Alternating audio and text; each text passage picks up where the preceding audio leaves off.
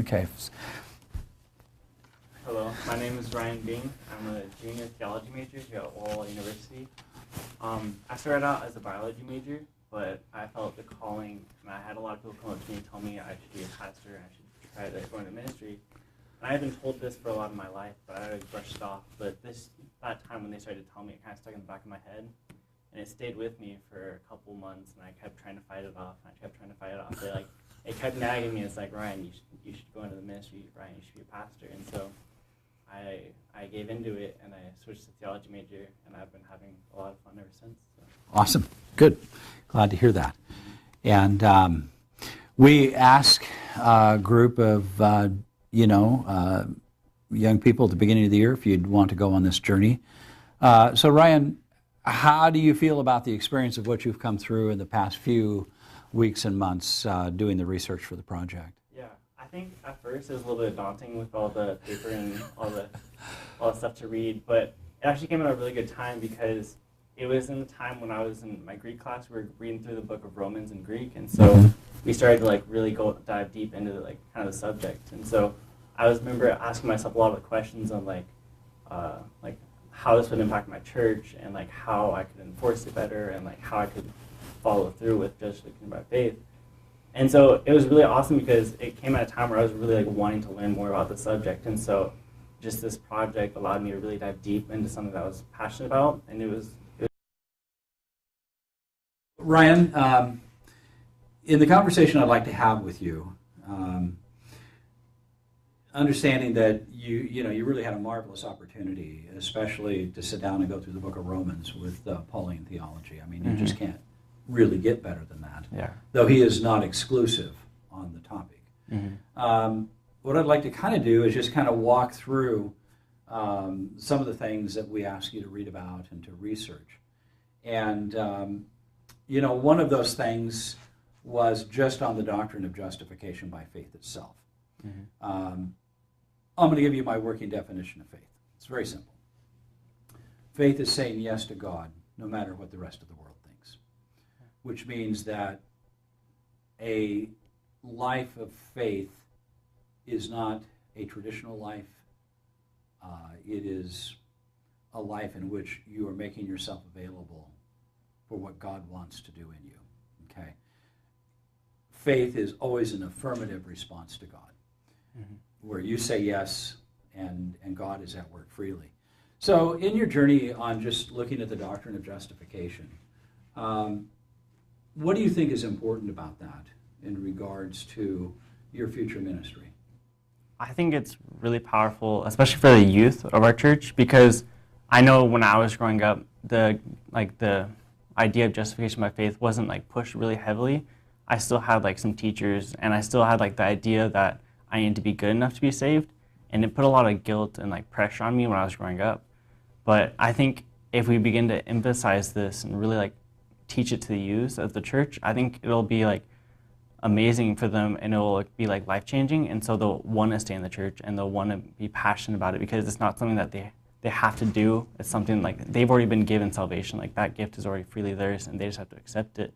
And so I think it's going to be truly life changing. And so for my future ministry, I'm hoping to emphasize it. And so the kids of my church and the teenagers of my church aren't walking away feeling discouraged because they're not good enough, but they can walk away feeling loved by God and wanting to gain that relationship with Him and growing their relationship, instead of trying to follow the Ten Commandments and be perfect like humans that they're trying to be. And so I think it will take away a lot of guilt and really be powerful for them.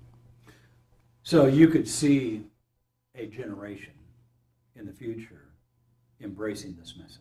I think so, yeah. Okay. And do you feel that the acceptance of this doctrine would empower a generation to speak more freely about God's love and who the person of Christ is? Yeah, I think so, because I think right now, if people are trying to share that idea and they don't fully believe it, it's hard to be we have a loving God, but we have to be perfect in order for Him to love us, kind of thing.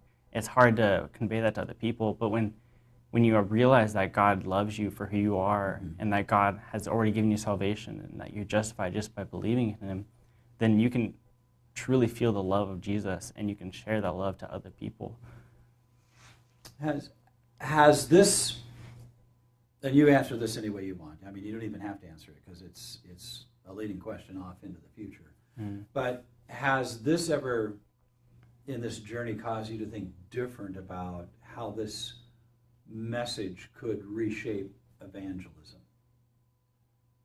I think it can reshape evangelism, just because I know when I was growing up, a lot of the evangelism I went to was focused on like Daniel and Revelation and showing the end time events and trying to kind of bring people into the church that way. But I think if we instead focus our evangelism on showing Jesus' love and showing like the effect of justification by faith, you know, Jesus, when he was talking to the woman that washed his feet with her hair, you know, he said, those who love much, like, or those who have been forgiven much, like, love much. And so I think if we have a church embrace that and we realize how much we're forgiven, we can evangelize it just by our daily lives, by like showing God our love and showing that to other people.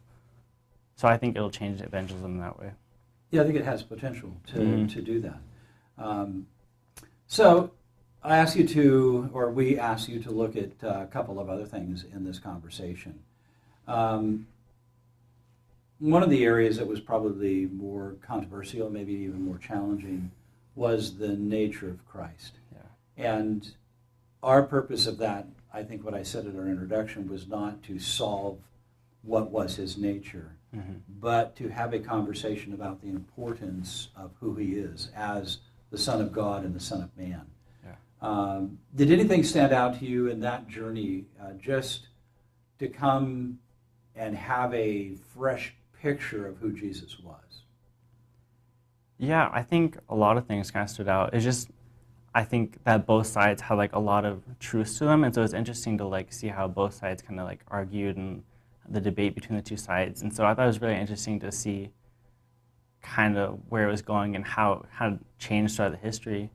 And I just think it's interesting, or just because like when I was writing my paper and like working on it, I would like show it to my dad and like have him proofread it and like look over my ideas and stuff. And I also had my advisor here at the department look over it, and they have conflicting views kind of on the nature of Christ. So it was interesting to kind of see them also go across, and so that kind of stood out to me, and it just showed me like kind of the importance of how this kind of impacts our daily lives as Christians.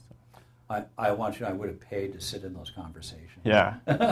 Yeah, it was interesting. Because my dad would call me and he's like, oh, what does your advisor think on this? And like, so I'd have to like go in between them and figure out. So it was fun. Very good. Thank you. That's always exciting, I think, personally. Yes. The challenge in the young people that Sherry and I sit down and have this conversation with, that we see for the long term, and one of the main purposes of even doing this scholarship is to create a very positive and healthy and balanced view of justification by faith. Because I think there's a lot of unhealthy and unbalanced views. Yeah. And that by going back and looking where we came from, you also have a present experience here with the staff and the professors. And I think that's really important. At the same time, we have this thing called the church. And, I pastored for 30-some years. So when you look at this doctrine, how do you see it becoming a healthy mainstream conversation rather than an argument? Yeah. I think we need to kind of realize kind of the faults of the beginning of the church where it wasn't emphasized at all, and then kind of see the impacts that had on our church even like to today. And then also look at kind of the reason it wasn't emphasized, because a lot of the other people were overemphasizing it and having like an unhealthy option on the other side where they were trying to offer a cheap grace. And so I think by finding like a balance and showing that justification by faith doesn't offer a cheap grace, but it also, like, it doesn't do away with the law, but it's also like the more important. And so like it comes first before the law comes first, because the law wasn't given us to save us at all. And so like we're not saved by the law. And so I think as a church, we need to kind of emphasize that for justification by faith, like to be saved, all you need to do is to believe in Jesus Christ and what he did for you. But then also show kind of like what James shows about like without works, like your faith is, like you don't have faith, like your faith is dead kind of thing. And so I think there's a balance between overemphasizing the law and then also overemphasizing a cheap grace. And so I think once we we find that balance, and when we find that balance, I think it'll be transformative for the people of our church. For me, and we did not include this in the project, for me, personally and professionally, what I found enriching about the topic is that justification by faith alone, connected with the new covenant in which God writes his law on your heart and on your mind, that means that God has, as Christ is the author and finisher of our faith or our salvation, that Christ writes his Father's love on our heart for the Father, and he writes his love on our hearts for our neighbor. And I look at the new covenant as an intricate part of this conversation, that when you're presenting Christ, there's no way to present Christ without including him as the author. And what is he writing on the heart but agape love? And so for me, I look at this and say, that's pretty radical. Yeah. Because now the law is absolutely connected. You can't invite Christ into your life without inviting the law being written on your heart. So the two are kind of inseparable. Yeah.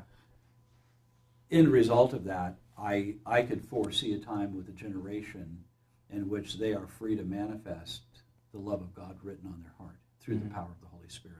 Yeah. And that makes the law come alive not as a document on a piece of paper, but as an experiential aspect of Christianity. And what do you think a loving church would look like? I think it would just be amazing, because I've always heard it said, like, if you, or I forgot the saying, but like if you feed others, like they're gonna want to like come into your home to eat kind of thing. And so I just think if we're showing God's love and we're showing like his agape love and just showing that we don't have favorites, we don't pick and choose who we're going to love, we just love everybody around us, I think our church will be extremely diverse with everybody coming in. I think there'd be a huge range between like rich people and poor people, and I just think it'd be so amazing to see everybody come together to worship God because they've all felt the love that he'd given them. And if our church is like showing that love to other people, it's going to be growing and it's going to be exceeding, just because I feel like a lot of the generation, our younger generation, is just searching for love and searching for people to care about them. And so I think if our church gives that to them, they're going to cling to the church and just cling to God because of it. So I had a young person, I asked them, I said, what do you want? As a millennial, what do you want from your church? And she said, we want you to tell us the truth. Yeah. And I think we're talking about a significant truth here. You know, a truth that embraced has the ability to create a major paradigm shift in the whole concept of how we do church. Yeah. May I say, without undoing the box? You know, some people say think outside of the box. Well, I'm trying to say there's nothing wrong with the box. Yeah. Why can't we reshape the inside of it? You know, and I think that's okay too. So we talked about how it's impacted you personally. We've talked a little bit about how it's impacted your concept of young people. We've talked about evangelism and how this could help shape evangelism maybe in a different vein. Maybe instead of, used to be 52 nights and then it's 26 nights, you know. Maybe it could get down to 5 nights, you know, and be everybody want to participate in evangelism again in a busy world. Yeah. So we're called, as Seventh-day Adventists, in essence, to have a global impact on the world. Yeah. In some places we are having an impact. I have friends who, I've been to Eastern Europe. I have friends who are all over the world. We're working with students from continents all over the planet. Tell me how you think a healthy view of justification by faith would cross over ethnic, ethnicity, it maybe is the word I'm looking for, Mhm. and culture. How do you think justification becomes multicultural? I think at the basis of it, justification produces love in your heart and realizing what Jesus did for you.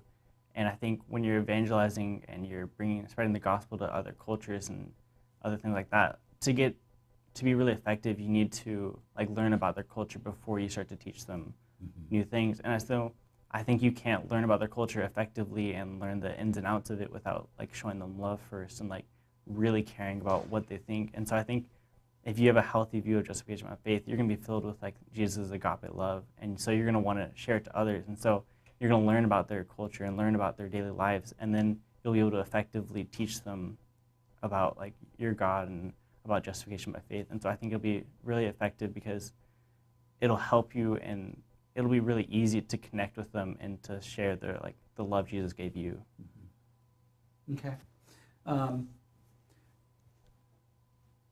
I don't have any further questions for you. Maybe, Ryan, you would have something you'd want to say to our board because they're going to be viewing this. Mm-hmm. Any thoughts or anything you would like to share with? I would just like to say thank you for giving me the opportunity to study all the things I studied and to kind of process this through my mind and kind of nail down exactly what I believe and kind of why I believe it. I think it was transformative to my life even now, even though I like believed it in the past. I think it re-nailed it down, so it was very transformative again in my life, and it came at a time when it was needed. So I just want to say thank you, and I had a lot of fun doing all the research and learning more about it. So. Okay, thank you.